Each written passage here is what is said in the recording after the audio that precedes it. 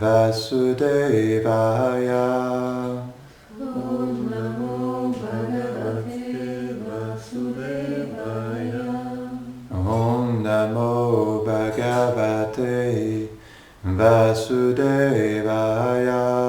Om Namo Bhagavate Vasudevaya. Om Namo Bhagavate Vasudevaya.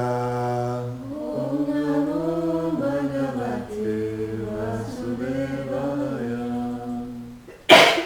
Hare Krishna. So, je vais partir en anglais. Ok. Donc, nous sommes on va lire le verset 22, 23. Vous pouvez répéter le 23 et je vais lire le commentaire ensuite. Donc, Srimad Bhagavatam, chapitre 1, verset 22-23. Question posée par les sages à Naimisharanya. Donc, vous pouvez répéter juste le verset 23, d'accord? Tvamnasandashito tatra dustadam nistitir shatam kalim sattvahadam pumsam karnadara ivanavam bruhi yogeshvare krishne brahmanye dharma varmani swam kashtam adunopete dharmakam sharanam gata bruhi yogeshvare krishne brahmanye dharma varmani swam kashtam adunopete dharmakam sharanam gata bruhi yogeshvare krishne brahmanye dharma varmani swam kashtam adunopete dharmakam sharanam gata.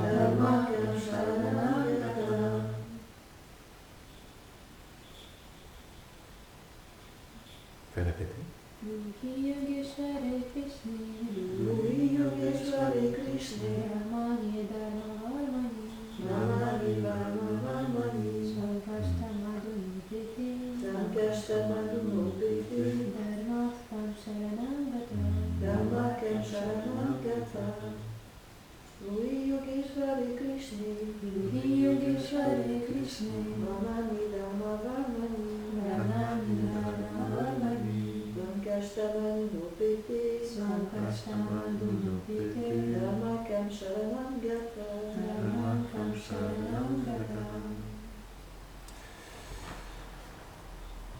Traduction. À nous qui sommes désireux de traverser ce redoutable océan de Kali, le destructeur de toutes les bonnes tendances spirituelles dans l'homme, tu es apparu par la providence comme le commandant d'un vaisseau pour nous guider à franchir cet océan. Dis-nous en qui le Dharma, les principes religieux, a-t-il pris refuge?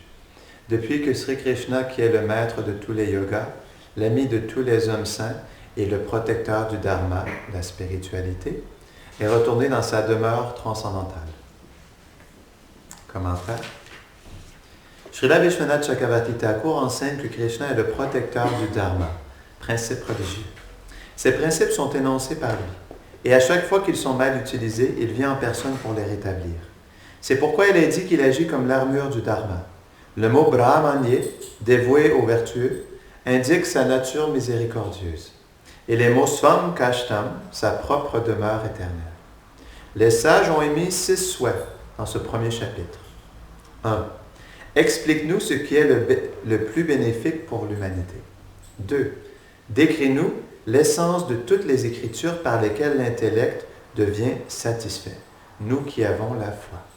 3. Révèle-nous le but de l'apparition de Krishna et de Devaki, nous qui désirons écouter. 4. Décris-nous les divertissements de Krishna, lui en qui tous les avatars sont situés, les manifestations du Seigneur. 5. Raconte-nous les histoires de ces avatars. 6. Dis-nous qui est devenu le refuge du Dharma, des principes religieux, maintenant que Krishna est parti. On doit comprendre que les réponses à ces 6 souhaits, ainsi que quelques autres sujets, constituent le Bhagavatam. Ainsi se termine le commentaire du premier chapitre du premier chant du Srimad Bhagavatam pour le plaisir des dévots, en accord avec les précédents précepteurs spirituels.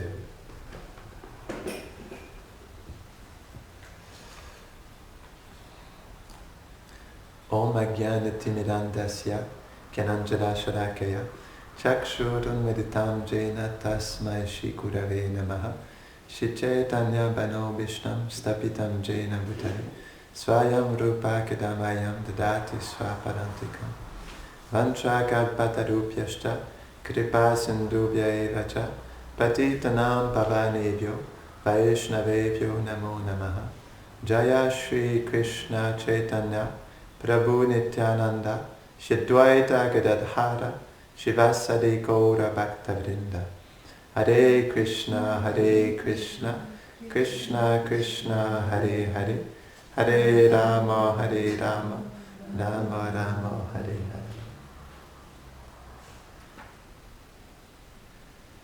Pour commencer, je voudrais vous partager une petite histoire qui explique comment Krishna est toujours présent dans l'âge de Kali, malgré le fait que les sages soient inquiets. Ils étaient inquiets que Krishna disparaisse, parce que lorsque Krishna quitte, ce qui est expliqué par Jiva Goswami, dès que Krishna enlève son pied de sur cette terre, dès que même le petit bout de son orteil arrête de toucher le sol, à ce moment, Krishna amène beaucoup de choses avec lui dans le monde transcendantal.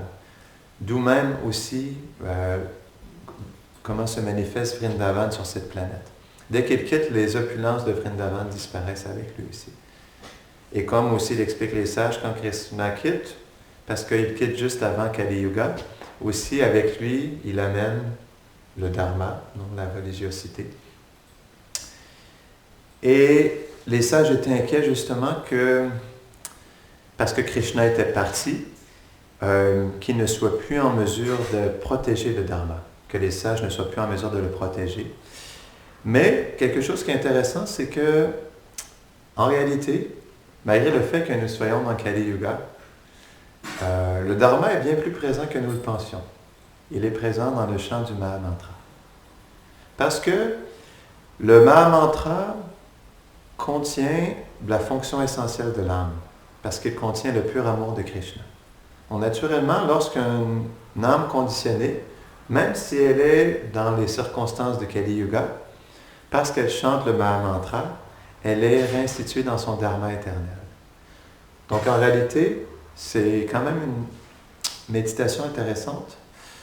Le Dharma est beaucoup plus présent que nous le pensions. C'est juste qu'en externe, on peut voir qu'il y a beaucoup de mauvaises choses qui se manifestent dans Kali Yuga. Quelque chose d'intéressant, Indra Prabhu, il avait posé la question pendant une classe, il avait dit, est-ce que vous croyez que Krishna, il laisse des millions de vaches se faire tuer? Est-ce que vous croyez que Krishna n'est pas conscient de cela?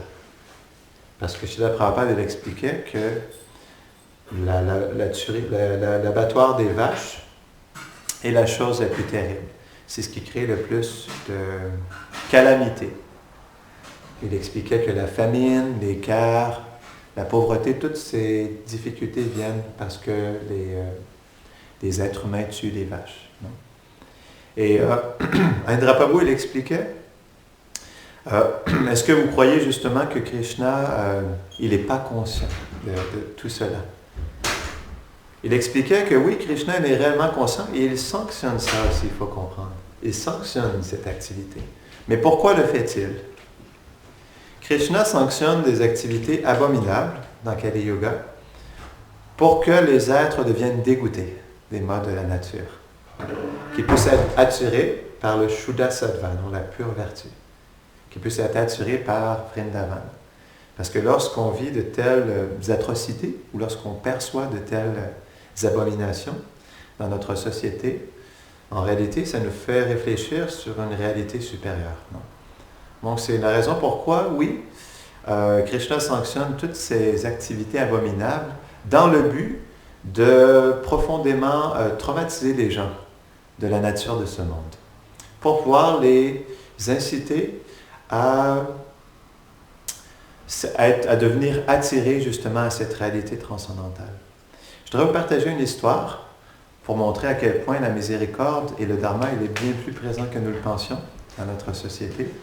Donc il y a une histoire qui se passe en Ouzbékistan. Et donc, il y avait deux distributeurs de livres qui étaient allés dans un marché pour aller distribuer la Bhagavad Gita. Et après 3 heures de distribution, un des brahmacharis, des moines, n'avait toujours pas distribué de livres. Donc il se sentait un peu déçu. Donc il allait retourner justement retrouver l'autre moine. Et à un moment donné, il y a une dame âgée qui est venue vers lui. Une dame très âgée, qui avait l'air très pauvre. Vous connaissez cette histoire? Ah, d'accord. Ah, vous la connaissez tous? Ah, d'accord. Tu l'as entendu, toi, cette histoire? Vous l'avez tous entendu?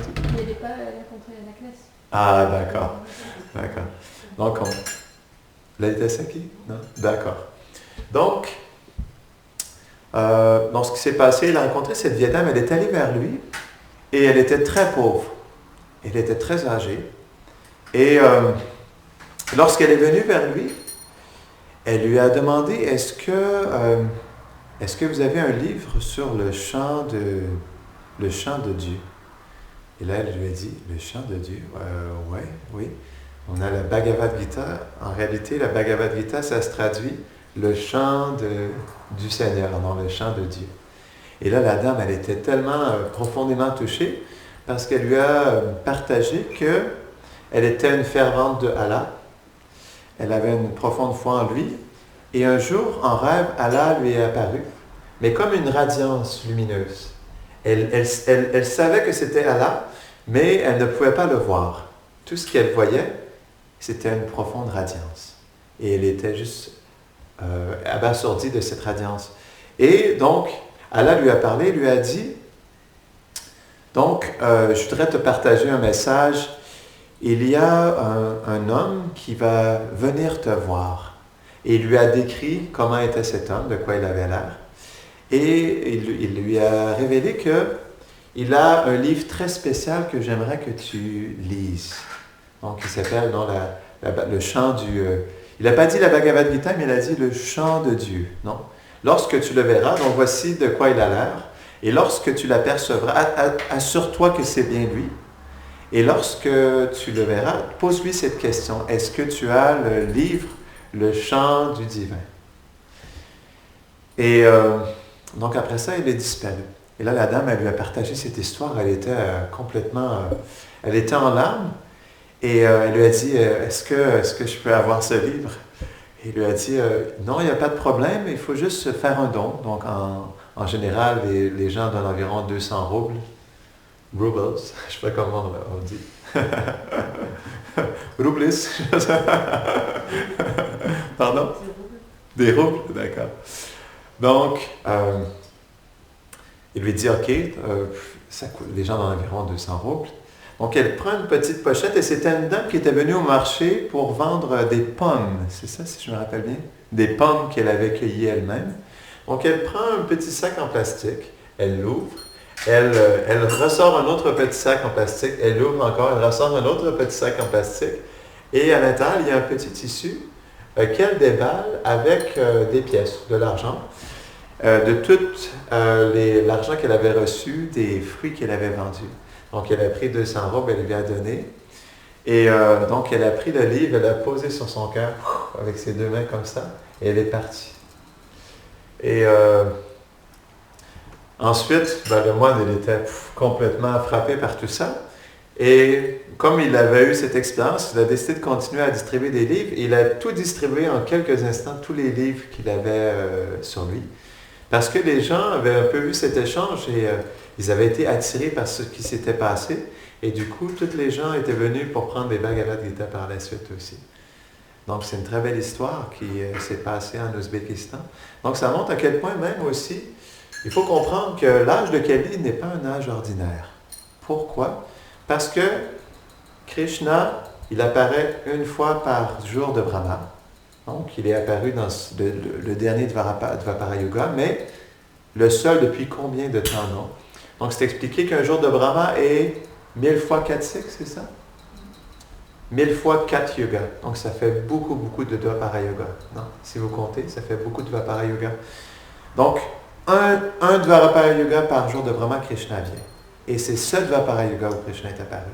Et dans ce Kali Yuga, aussi, c'est la même chose, Chaitanya Mahaprabhu apparaît dans un Kali Yuga de Brahma, d'une journée de Brahma. Oui? It's not exactly Krishna and Mahaprabhu, you need to say that it's Rajendra Krishna. Yes, It's yes, special Krishna, yes. it's not just Krishna, because it's Krishna, but it's in Yes, exactly. I was about to say that. Donc,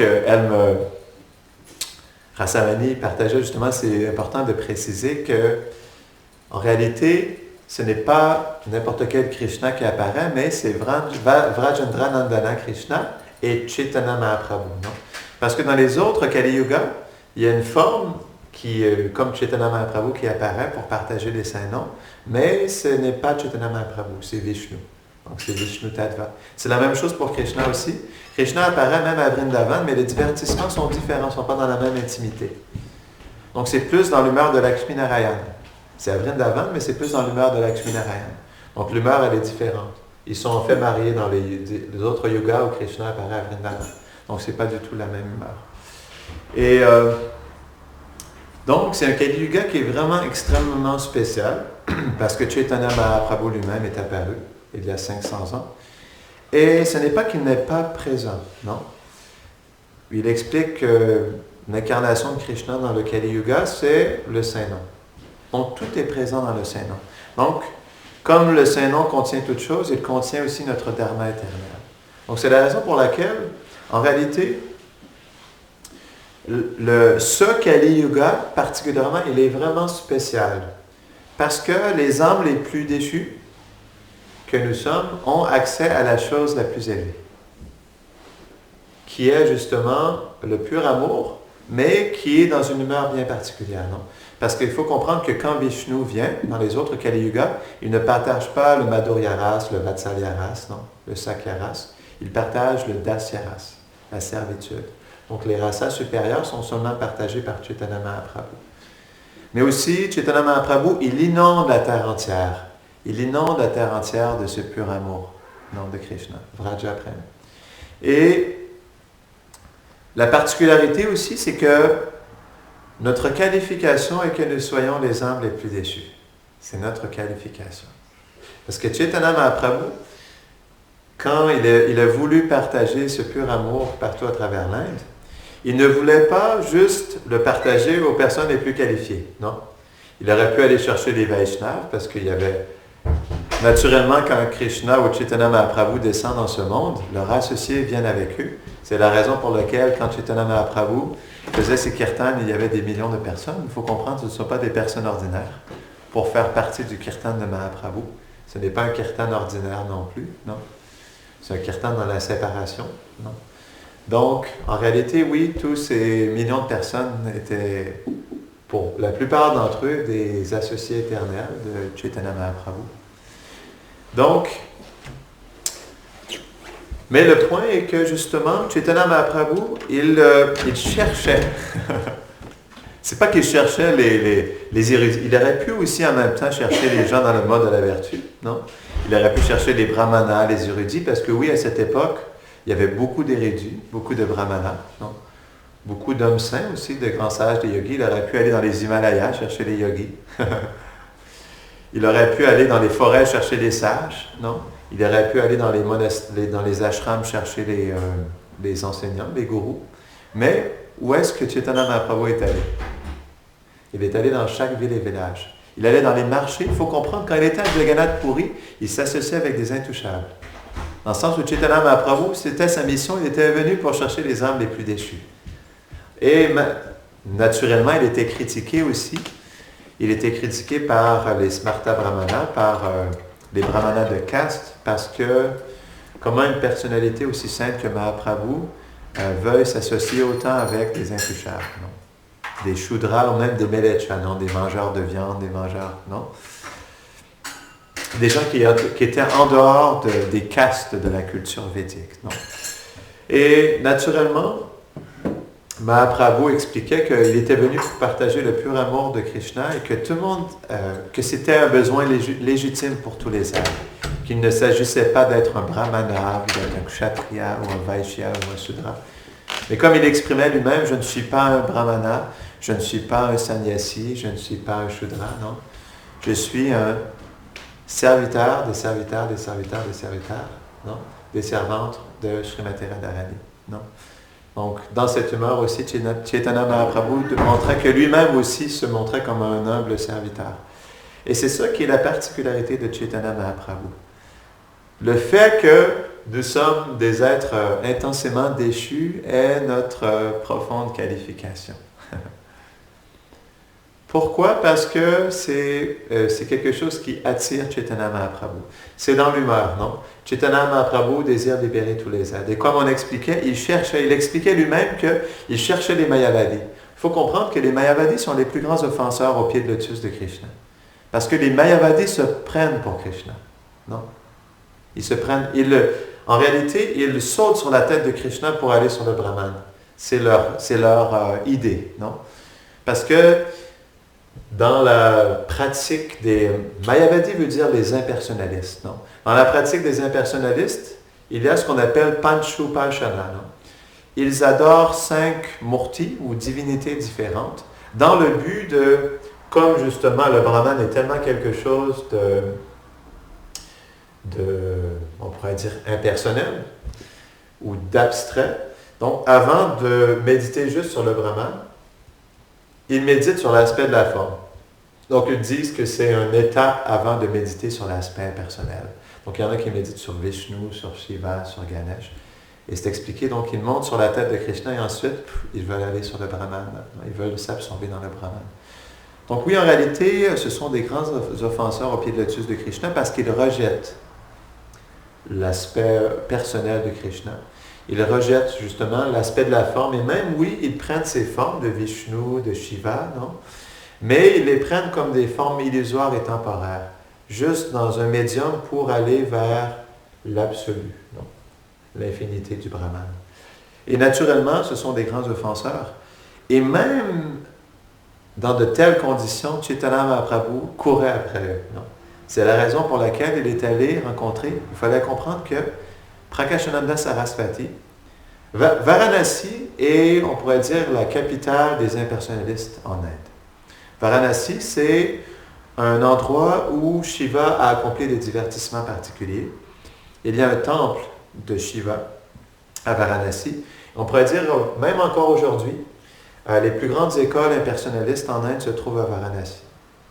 Bon, naturellement, c'est un endroit où il y avait beaucoup d'impersonnalistes et Prakashananda Sarasvati était un sannyasi et le leader de 10 000 sannyasis. Donc, il était une personnalité qui était reconnue comme un des plus grands sannyasis, Mayavadi, à Varanasi. Non? Et Chaitanya Mahaprabhu l'a rencontré. Et il l'a convaincu, à travers la philosophie du Vedanta, que réellement, le service de dévotion était la pratique, le dharma, non, était le dharma par excellence pour l'être vivant, et que le chant du Mahamantra était le devoir religieux prescrit par excellence aussi, parce que tout était inclus dans le chant du Saint-Nom. Donc il a convaincu Prakashananda Sarasvati, et par la suite, tous les 10 000 sannyasis sont devenus aussi des membres ou des disciples connectés à Chaitanya Mahaprabhu. Non? Donc, c'est la même chose aujourd'hui. Cette miséricorde, elle est très miséricordieuse parce qu'elle est dans l'humeur de Chaitanya Mahaprabhu, Odarya Lila. En Govindam Maharaj, il expliquait un point intéressant. Il disait que Chaitanya Mahaprabhu est encore plus fascinant même que Krishna. Parce que c'est l'aspect de Krishna et de Radharani combinés, mais d'une manière tellement ouverte, disponible, non?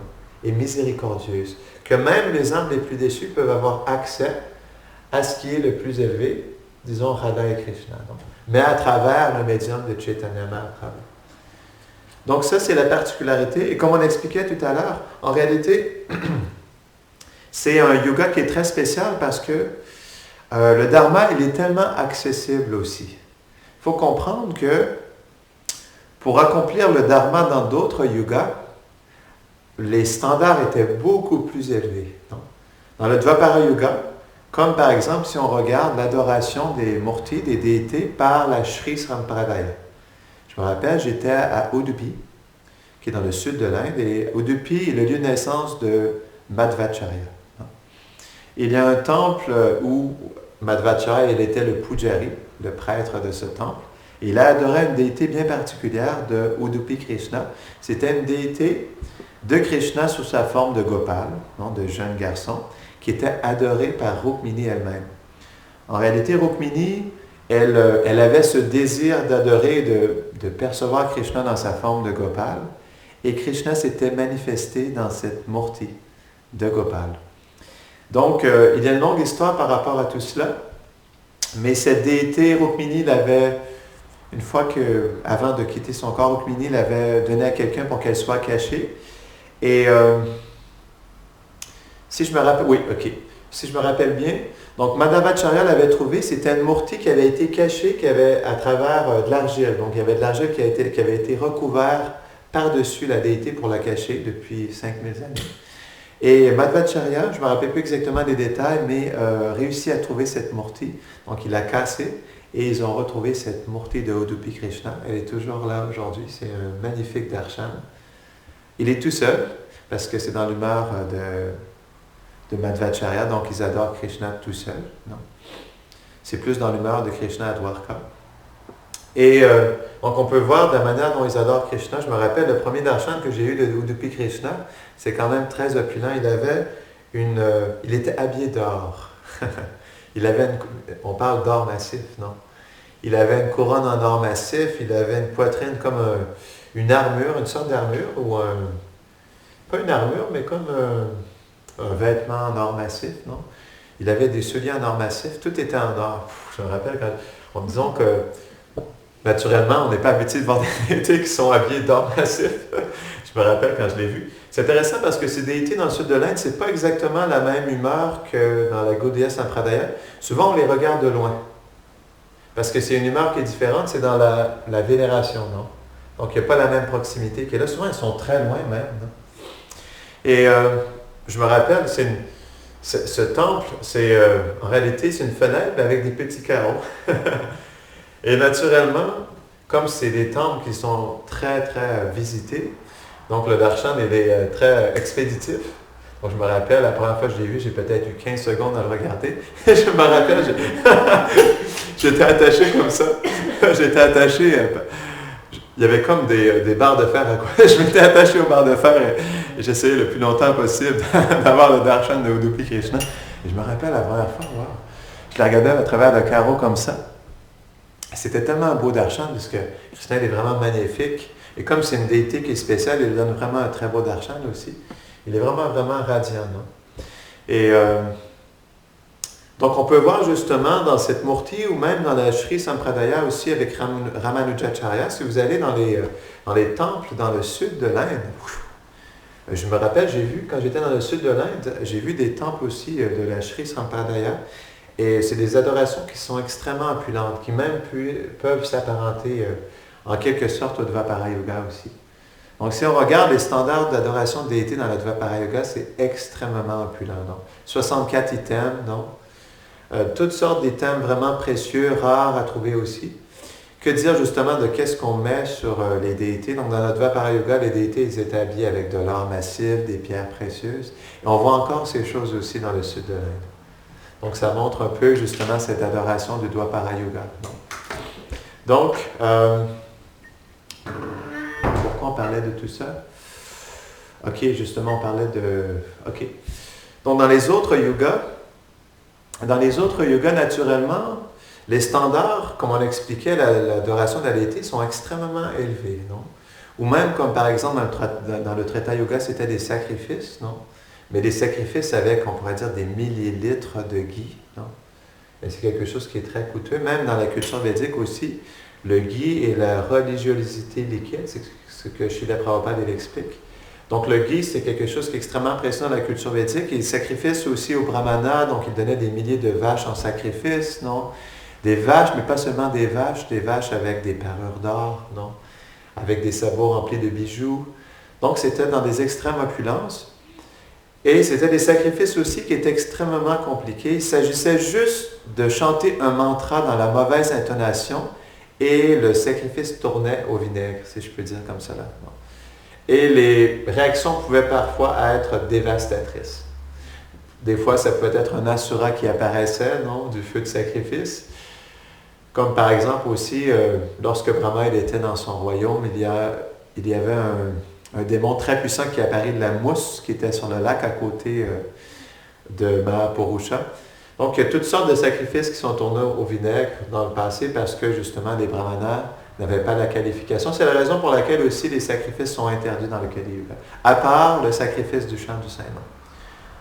Parce que justement, il n'y a aucune qualification. C'était vraiment, il devait être chanté dans la parfaite intonation.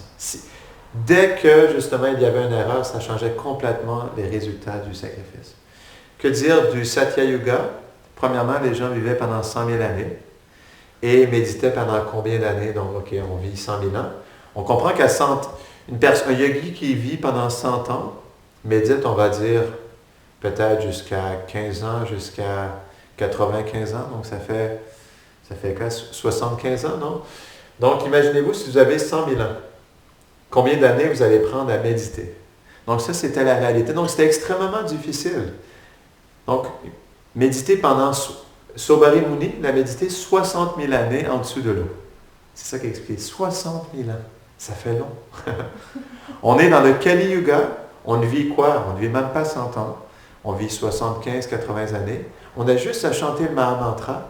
Et en réalité, ce n'est pas juste que c'est le sacrifice par excellence, mais c'est le meilleur des sacrifices de toute façon parce que c'est non différent de Krishna.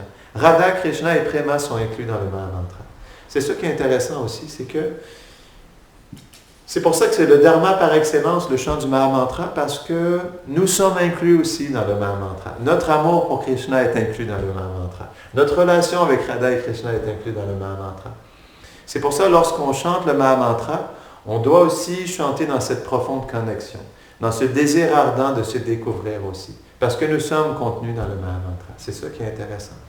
Donc, naturellement, oui, Chaitanya Mahaprabhu, il explique que dès qu'une personne chante le Mahamantra, cette personne est considérée comme le meilleur de tous les êtres humains. Donc, le meilleur des êtres humains est le Brahmana, non? Même une personne mangeur de viande, parce qu'il chante le Mahamantra, est considéré comme le meilleur des êtres humains. C'est pour ça qu'un Vaishnava est supérieur au Brahmana de caste, non? Parce que naturellement, lorsqu'un Vaishnava chante le Mahamantra, il se connecte avec Krishna. Non? Donc un Brahmana peut être un Brahmana, mais nécessairement n'est peut-être pas un adorateur de Krishna, non? Un dévot de Krishna. Donc c'est pour ça que naturellement les Vaishnavas sont même les meilleurs Brahmanas. Donc, une personne, peu importe ce qu'elle a fait dans son passé, même c'est expliqué, quand une personne chante le Mahamantra, elle est purifiée de plus de péchés qu'elle ne pourrait commettre dans le futur aussi. Même une personne qui chante pour la première fois, lorsqu'une personne chante, que ce soit pour se moquer des Vaishnavas, que ce soit par colère, ou que ce soit juste par curiosité, lorsqu'elle chante le Mahamantra dans cette attitude, elle chante Namabhas. Et elle est immédiatement purifiée de tous ses péchés, toutes ses réactions impies, parce qu'elle a chanté le Mahamantra sans offense. Donc ça montre à quel point justement le chant du Mahamantra est miséricordieux. Donc oui, naturellement, c'est le dharma par excellence. Et ce que je comprends en réalité, le dharma il est profondément présent parce qu'il se manifeste dans le chant des saints. Et pas juste le chant des saints noms, mais aussi le mouvement de Sankirtan. Comme on peut voir, comme on essaie de faire ici, on essaie de distribuer la littérature transcendantale. Comme Srila Prabhupada aussi, dans son mouvement, il a, depuis les 50 dernières années, distribué plus de 1,5 milliard de livres, non, partout à travers le monde. Donc, naturellement aussi, le dharma, il est présent dans la littérature védique, comme la Bhagavad Gita, le Srimad Bhagavatam. C'est le but, c'est là où le Srimad Bhagavatam commence. Il explique que tous les faux dharmas Ils sont expulsés de cette littérature. Et le seul dharma véritable, comme elle expliquait dans le premier chapitre, non? Le verset 1, 2, 16, si je me rappelle bien. Non, c'est dans le deuxième chapitre qu'on va le voir, excusez-moi. Dans le deuxième chapitre, c'est expliqué le dharma de l'être vivant, non? Qui est de servir Krishna. Que c'est le dharma originel de tous les âmes conditionnées. Donc, naturellement, le Srimad Bhagavatam aussi nous aide à comprendre notre dharma éternel. Mais quelque chose qui est intéressant, c'est que, oui, là, on pourrait dire l'agent par excellence dans le Kali Yuga pour éveiller le dharma dans les êtres et le chant du Mahamantra. Pourquoi? Parce que même si les personnes sont inconscientes, ce dharma devient nourri dans le cœur des êtres vivants. C'est la beauté du Mahamantra, non? Ou le mouvement de Sankirtan, parce qu'il manifeste le Mahamantra, le Mahaprasad, et aussi le Srimad Bhagavatam. Tous les êtres, même s'ils en sont complètement inconscients, se voient à l'intérieur d'eux-mêmes nourrir en fait ce dharma qui était, on pourrait dire, caché, qui était endormi. Et dès que l'entité vivante commence par conscience à poser des gestes pour Krishna, c'est là où on pourrait dire la bhakti réellement s'éveille. Avant ça, c'est seulement de Agata Sukriti, c'est des crédits dévotionnels, mais qui sont faits inconsciemment. Et parce qu'ils sont faits inconsciemment, c'est ce que Bhaktivinoda Thakur explique dans Jaiva Dharma. Parce qu'ils sont faits inconsciemment, la bhakti ne s'éveille pas réellement. C'est plutôt en fait une disposition à s'associer avec les dévots qui se manifeste. Parce qu'ils n'en sont pas conscients, c'est tout simplement une attitude favorable envers le service de dévotion. Mais la bhakti commence réellement lorsqu'une personne fait quelque chose en conscience. C'est pour ça que Vishwanath Chakravarti Thakur elle explique que oui, on peut chanter le Mahamantra, on peut adorer les déités, on peut faire la cuisine, on peut faire toutes sortes de services pour Krishna, mais la qualité de notre service va avec la qualité de notre conscience. Il y aura toujours des effets sur nos gestes, mais le plus nous sommes conscients de ce que l'on fait, comme par exemple chanter le Mahamantra, le plus nous sommes conscients de qu'est-ce qui est manifesté dans le Mahamantra, le plus on aura l'expérience du Mahamantra, et le plus on le fait avec dévotion aussi, le plus Krishna aussi réciproquera avec nous. Donc on va terminer ici. Est-ce qu'il y a des questions ou des réflexions? Oui? A small question. We know that fire sacrifice is not possible to do in Kali Yuga, but people they are doing anyway. It's just a karma, and they have what's going on with this kind of people which is doing sacrifice, which is, for example, killing animals, because before fire sacrifice it was this going on with the question. It's a good question. Donc, Rasamani posait cette question. Donc, on peut voir même encore aujourd'hui, il y a des gens qui font des sacrifices, et des sacrifices d'animaux. Donc, quel sera leur bénéfice, non, ou quelle sera leur réaction s'ils font de tels sacrifices? En réalité, naturellement, ces sacrifices, parce que nous sommes dans le Kali Yuga, il n'y a pas de brahmana qualifié. On pourrait dire en règle générale. Ça ne veut pas dire qu'en Inde, il n'y a pas de brahmana qualifié. Il est possible que quelques rares brahmanas qualifiés en Inde soient en mesure, par leur entraînement et par leur vie passée, de faire des sacrifices où ils récitent des mantras parfaitement, mais c'est extrêmement rare. Pourquoi? Parce que, ok, juste pour montrer le point. Lorsqu'il y a un sacrifice, en réalité, comme par exemple le brahmana, lorsqu'il offre la nourriture, si le brahmana il a un désir pour la nourriture devient contaminée aussi, ça donne des mauvaises réactions aux êtres. Dès que le brahmana a une mauvaise pensée, ou juste une pensée pour lui-même, ça contamine le sacrifice. Dès que les personnes qui sont présentes au sacrifice aussi ont des pensées on pourrait dire de jouir du sacrifice, ça contamine le sacrifice aussi. Donc c'est tellement, parce que c'est le karma kanda, ça doit être fait avec perfection à tous les niveaux. Donc en réalité, non, je me reprends.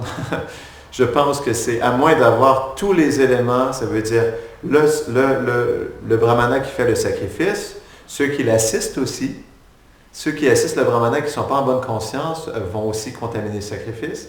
Que dire des personnes qui sont là pour recevoir les bénéfices du sacrifice, comme une famille, suite à un défunt ou quelque chose comme ça. Si eux aussi ne sont pas bien disposés, ils contaminent le sacrifice.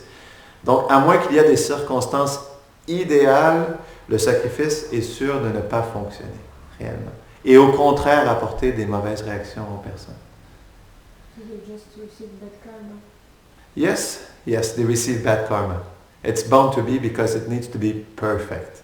It needs to be in mode of goodness in all aspects because it's a sacrifice to Vishnu. So it's, I would say, practically impossible to have this happen in Kali Yuga.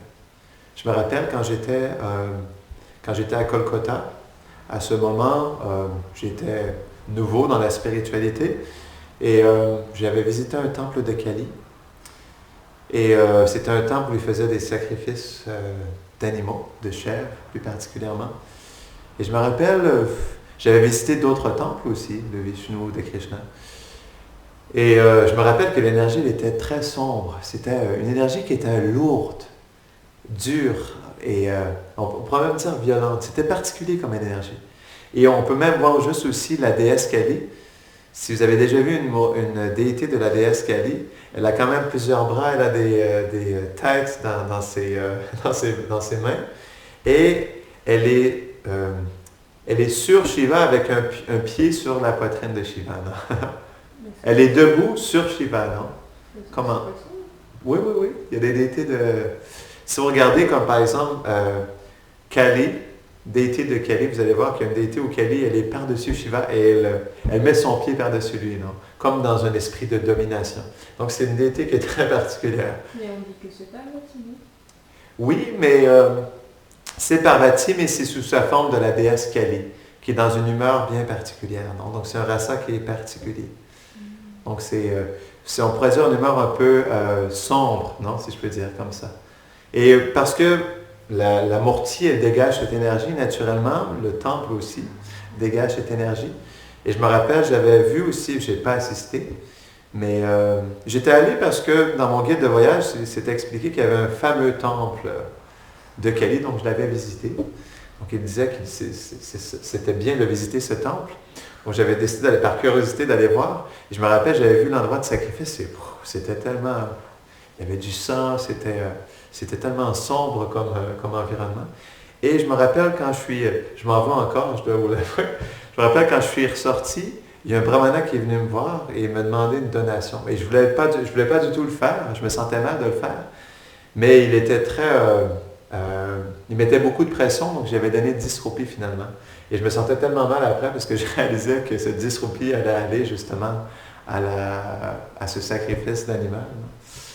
Mais, donc oui, c'est ça, on peut voir justement des endroits comme ça aujourd'hui. Mais c'est sûr que, non, les sacrifices, surtout pour ce qui est du karma kanda, que ce soit dans le Kali Yuga ou dans d'autres yugas, ça demande la perfection au niveau externe pour avoir des bons résultats. C'est pour ça que oui, en réalité, le chant du Mahamantra et le dharma par excellence est justement l'aspect le plus miséricordieux pour les êtres, pour se libérer de leur karma, de leur attachement matériel. Donc, est-ce qu'il y avait autre chose? C'est bon? Grantara Srimad Bhagavatam Ki?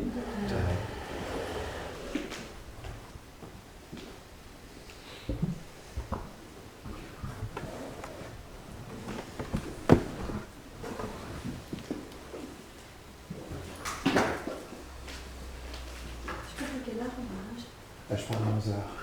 Il faut que tu emmènes 4 sachets de Oui, je sais. 4 sachets de yadouk. D'accord. Et il faut que j'apporte 4 aussi. sachets de yadouk, 4 sachets de yadouk. Je vais te demander, il faut que j'apporte des japas. Est-ce que ça